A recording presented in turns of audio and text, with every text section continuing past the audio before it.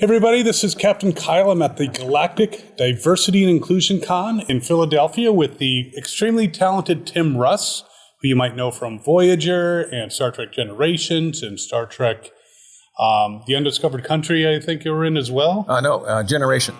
Just Generations, yeah. Okay. I must have seen you elsewhere. I just thought I saw you there. And, you know, very recently he appeared on Star Trek Picard, but yes. Not quite as Tuvok. Yes. That was it interesting to play the character, but not the character on Picard? Yes, actually, it was a surprise to me when they sent me the script, and I was reading it and realized, you know, the very last line or something, he morphs into another character, and I thought, oh, this is very cool. I think that I wanted to lean towards being as convincing as possible as Tuvok, because I've also got to convince Jerry Ryan's character, 7 of 9, that I am who I am. So, because he's trying to bait her. Mm-hmm. And so it had to be as close to Tuvok as I could possibly get it, you know, so that when we got to that switch of the gears, it had more of an impact. So it was definitely a bit of a shocker, but... Oh, yeah. Oh, yeah. Which was... Picard Season 3 was very well done, and mm-hmm. I'm glad you got to be a part of it, because you have been part of a lot of Trek in our lives. Yes. And of course, on Voyager, you were a key character. Do you have any stories from your Voyager days when things were like not going right and you just had to pull through and, you know? Oh, no, I think, you know, during the Voyager days, your things were dynamic. You had times when you were really, really busy and times where you were not so busy. And you had, every once in a while, there would be a storyline or something that would come out in a script, and you would want to talk to the writers about, you know, making some adjustments or changes to the characters. And for the most part, they were usually flexible about all that, and I was able to make some changes. Or in some cases, we didn't have a solution. We didn't have a definite action that would need to be done a certain way or take a certain way. We just tried to, you know, figure it out and come to a decision as to what it would be. And so for some of the beats and some of the moments that came up. So there was nothing that was difficult. It was just, you know, I had hours, very long hours, and sometimes forced calls and things like that where you had to come back without getting a full night's sleep. But, you know, it was all good. Overall, for 7 years, it was not only single camera type shooting and routine in that regard, but the people that I worked with were just, man, amazing. They were great. I never had any issues with the people that I worked with. So. Well, that's awesome. One of the things I know as an actor, part of acting is reacting. Usually, if someone's reacting to you or acting and they're very emotional, you react emotionally. Was it difficult to kind of push down those instincts as you were Vulcan and not supposed to react emotionally? Yeah, I mean, it's just essentially, as an actor, you go to school and workshops and training to show a range of emotions and to show nuances in emotions and things like that, and in terms of the dynamics of a scene. But so what I do in this one is I just flatten that line, that curve out, so it's more subtle in terms of what he might be feeling. And it's just done with just the smallest, most subtle reaction or moment or expression, and that's it. And that's not difficult to do.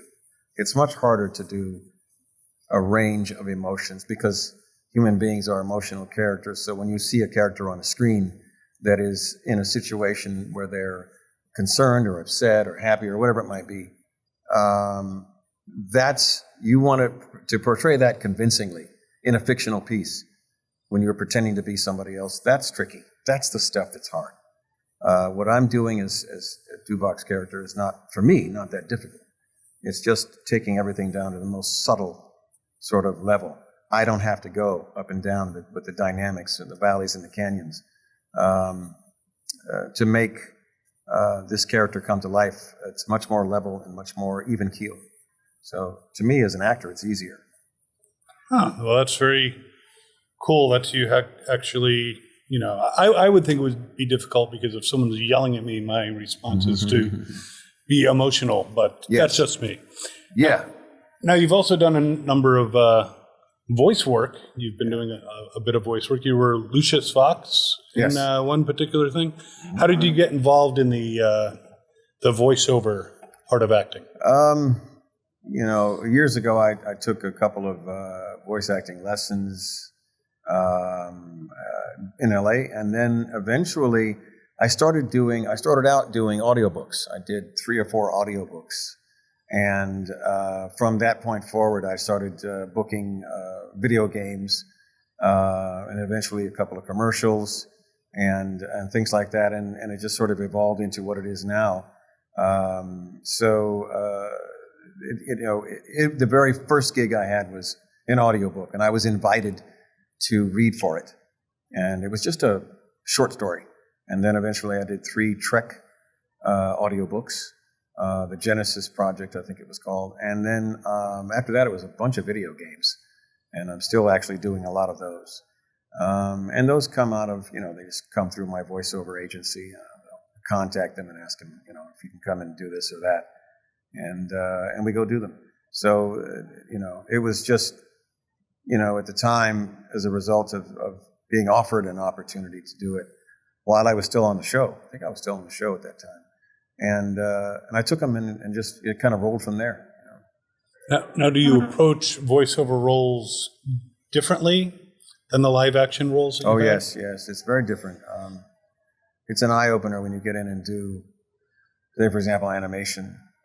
Animation is very, very different than on-camera acting because your voice has to convey all of the emotion and all of the nuance of whatever the character's saying and doing. Whereas on a camera, the camera takes your expression. So your action and expression takes a certain percentage of that load. But as a voiceover actor, you have only your voice. So from the very first word, if not even before you speak the word, you have to convey a nuance or an emotion, the dynamics in your voice, the way in which you express something has to be much more pointed, much more emphasized than you would if you were doing on camera. It's much bigger, it's much more intense.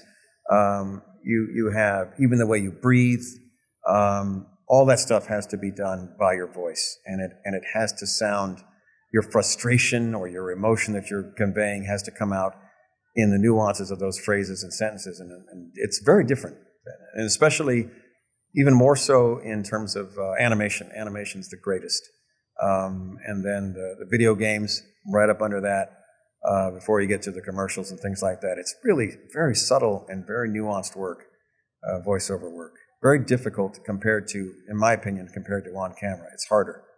And of course, in the video games, have you had to go through the sessions where you have to do different grunts, different, physical reactions? Oh, yes. Those are almost standard in all the video games. It doesn't even matter what your character is, You have to get all the fight hits, the fight attacks, the different levels of the hits, the different levels of the attacks, injury, and after you've, clobbered somebody, the comment or the whatever, it's all that stuff because they use that if it's an action piece of some type, and they just have to have them in case they need them. They just pull them up and they put them in. So, yes, and it's not the most fun part of the thing, I can tell you that much, doing all the grunts and hits and whatever. Well, it is necessary. Now, I know with some video games, you can choose the type of character. Have you had to play a character in multiple ways for a video game? Like, here's where I'm more of a good character, but in this scene, I'm more of a neutral character, or I'm an evil character. Have you come across that yet? I know as far as playing one specific character, the only thing that I've come across is that the scenarios may change based on what the player is doing. So if I have a character that decides that they're going to do this, they're going to go route A instead of route B, then what my character is doing changes. And so the way I talk to the lead player, whoever the player is, to give them advice or tell them this is not the way to go or this, that, and the other thing, that may change. I haven't had to play one character 2 different ways. I've had to play several different characters in one video game. That I've had to do. But as far as the one main character that I'm playing, the only thing that'll change typically is depending upon where the player decides to go. That's when he engages my character in a different, I want to say, branch of the tree. And in that branch of the tree, I might relay different information to him, or I might relay it in a different manner. Something like that sometimes does happen. Not often, but sometimes that'll happen. Because it's a Christmas tree in terms of the structure. Very true, very true. Yeah. But at least when you're doing voiceover work, you don't have to go in and get ears put on or anything of that nature. No. You can go to work in your pajamas if you want. Yeah. That is definitely a plus. Yeah, yeah. So getting back to Voyager, as you were being, very reserved, very not emoting as much as a human would, did sometimes your fellow cast members try to get you to break character, try to make you laugh when you were... Oh, yeah.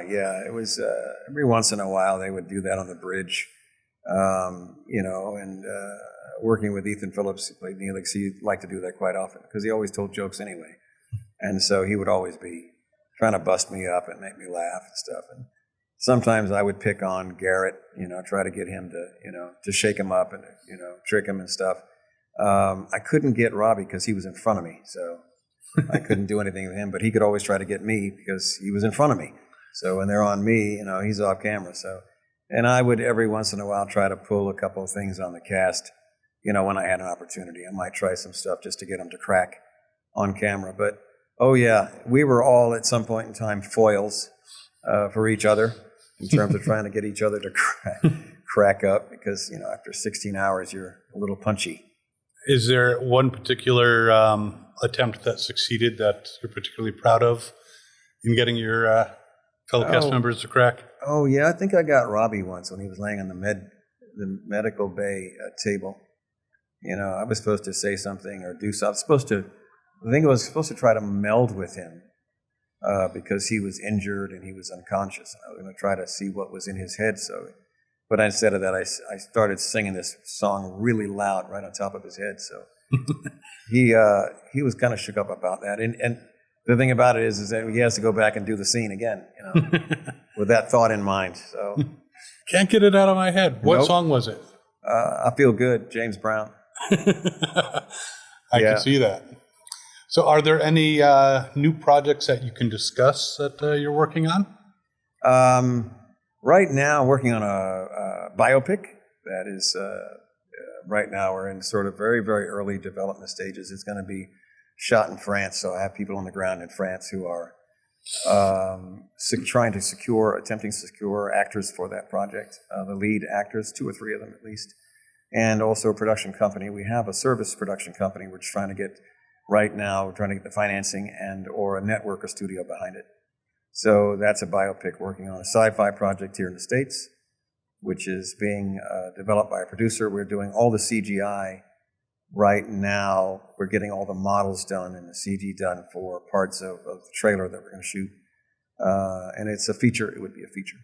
So for his backers, he needs to show exactly what we're going to be doing. Right. So it's a big, big sci-fi action thing. It's space and conflict and all that stuff.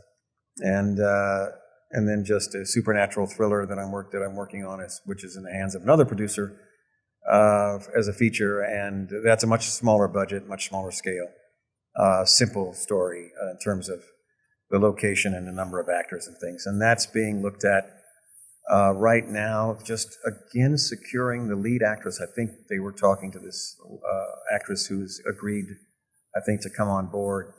So there might be one other role that they want to fill to get the financing for it. So that would be the second thing. So that's another project I'm working on. So it's about 3 projects I've got going. Well, you're busy. That's a good thing. Yeah, it is back and forth, and kind of you have to compartmentalize all those things because, in the morning I might be dealing with one, and then in the afternoon dealing with another one, and in the evening dealing with a third one, Yep, and then you get a call for another voice. And you get a call for a voiceover. Yeah, come on and do this. Oh, man. So when you're working on a project, do you prefer smaller casts, or do you? It doesn't matter. What matters is what type the project is, and what condition the script is in. For me, it's if the writing is solid and the concept is solid, then the cast size doesn't make any difference. What makes a difference is probably the budget and what I have the resources to do with in terms of making the project happen. The really low budget projects are very, very difficult to do because you don't have the resources and you have to cheat everything and compromise all over the place to get it to happen. So I prefer to have the resources to make it the right way, and whether it's large or small doesn't matter in terms of cast. It's who's in the cast, who are playing the roles, and then what I have as resources to make the film happen in terms of production. Those are the things that are the hurdles for shooting indie projects, especially, which is what I've been doing. It's independent pictures, and those are to me, I like them because I have control over them from the beginning, from a visual story standpoint. But what's more is that the difficult thing about them is just having the resources to make those things happen, and be able to shoot them with the tools that you need to make them happen. So, yeah. Absolutely, and then even if you do your best, the editing process. I always like to let actors know that, we know you do a fine job. Sometimes the editor is the one who falls down on portraying, what you were trying to get across. Yeah, what's the most important is ultimately from the beginning of the process is a script. It's got to be solid. The talent you book in the thing has got to be able to carry the script. And then at the end, and your movie isn't a movie until you have an editor who can put it together, and preferably somebody who's very talented and a third eye, an objective eye, so they can see things that you didn't see before editorially, and actually make the project better than what it was originally planned to be. They can scramble that script and the storyline in any way, shape, or form. They can add stuff that wasn't in there. They can shorten the pace, extend the pace. They can, the editor is really the magic in filmmaking, because once you get through shooting, all you have is a pile of scenes and shots. It's nothing. It doesn't mean anything until you assemble it. And so the editor is very, very important to bring this thing together, and just behind him, the composer. So whoever's taking care of the sound, also very important.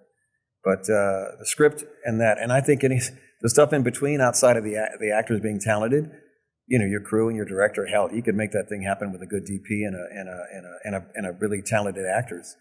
Even if you didn't have a director, you could still make that thing happen, as long as you have a really solid editor and you have a really good script that you're working with from the very beginning. Without a script, you can't even get started. So basically, there are so many ingredients that go into a movie, and the actors are the face of it. Endless ingredients, yes. But there are so many parts. So, independent, yes.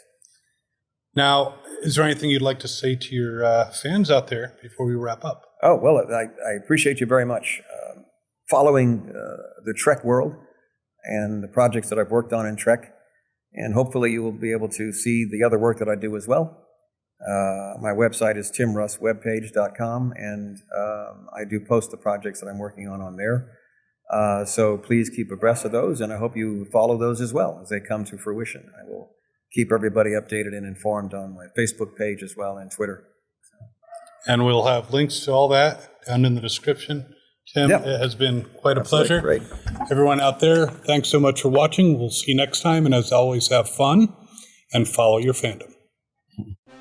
Hi, this is Bonnie Gordon, and you're watching Fandom Spotlight. Make sure to like and subscribe before the self-destructs in 5, 4, 3, 2, 1. Just kidding. Have fun and follow your fandom.